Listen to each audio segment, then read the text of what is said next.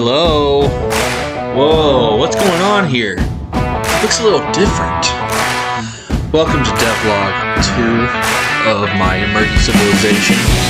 And something has changed. Wait a minute.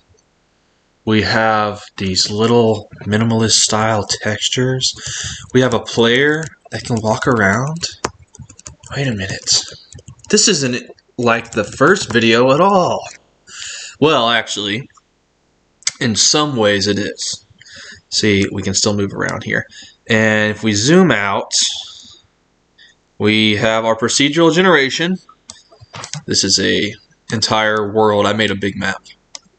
So, yeah, so some things changed. So I was looking at my previous Caves of Cud, my Caves of Cud kind of remake that I was doing, which is this style of gameplay, and you know, it's minimalist. It's these one bit little characters and whatnot, but it works a lot better than what I had going on with the mini fantasies. The problem with the mini fantasy 8x8s that I was using, the sprites, is that they weren't they just really weren't compatible with procedural generation the way I had it set up, because it was going off of a one tile system, and I had, the trees themselves were like 4 tiles, and so it never auto tiled correctly. I could never get the auto tile to work, and trees would just stack on top of each other, and no matter how much code I added to make them have a distance, an equal distance away from each other, and I had these entire functions to make tree clusters and make sure that they weren't too close to each other, and I had town clusters and all this, and it just never worked right.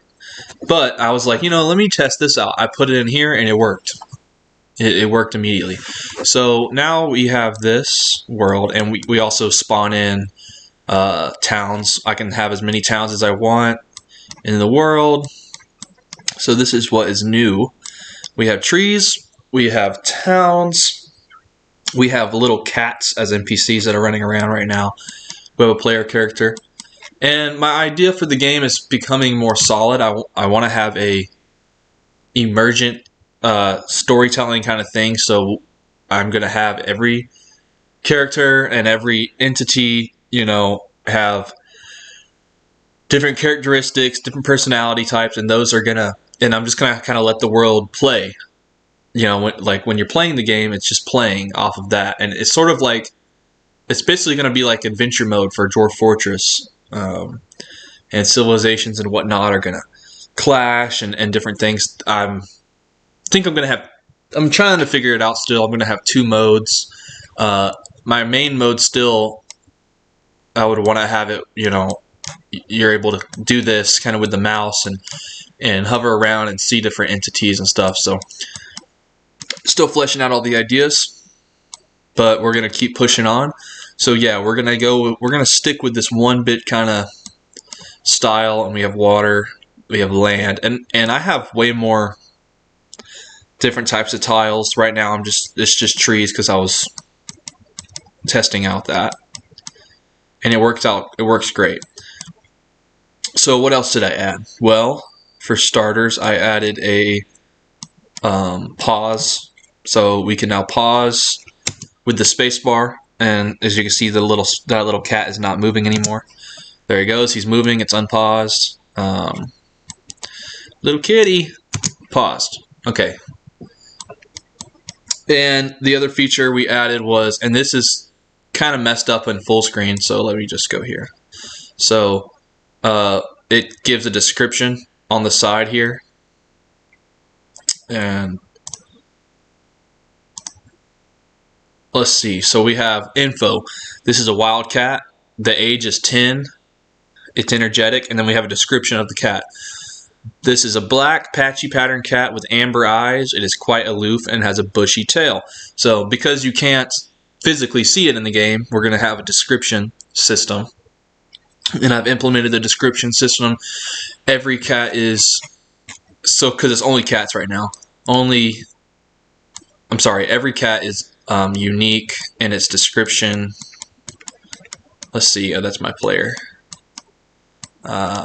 I only have 20 cats in here at the moment, and it's a big map, so maybe that was my mistake. There's a cat. This is just showing this off. So okay, this is he's 19 or she. It doesn't really say. Purring.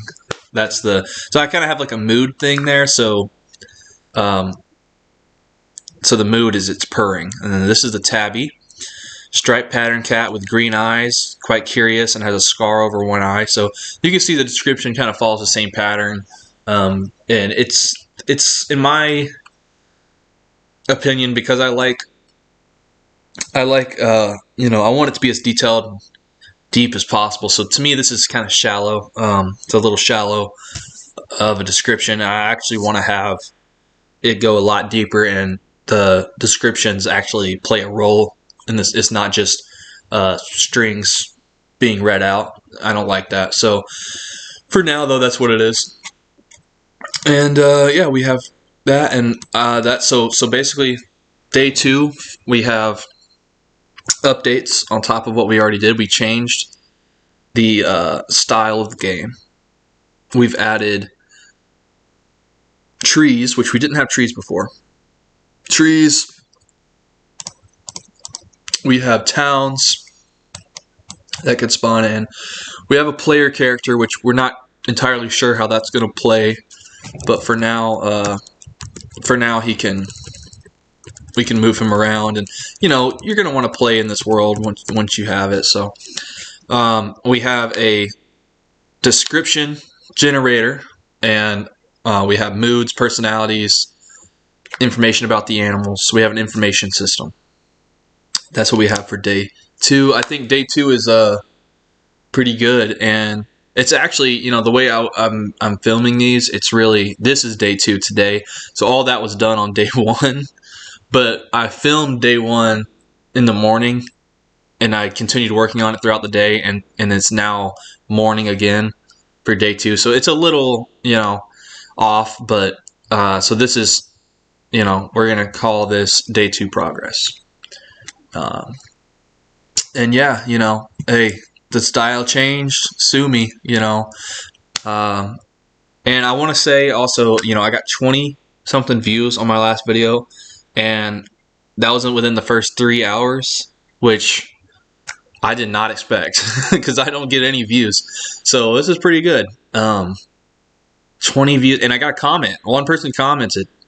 That's really cool. And please, you know, keep watching, keep commenting, and, you know, subscribe. Make sure you subscribe to stay up to date with the game, because I am going to be uploading every day until this project's done. And I'm at the moment, I'm just it's gonna be free. I'm gonna release it free on itch and probably maybe Steam, and we'll just get it. Maybe this will be a game that just kind of get my name out there with making games. You know, I don't really care about making the money off of it.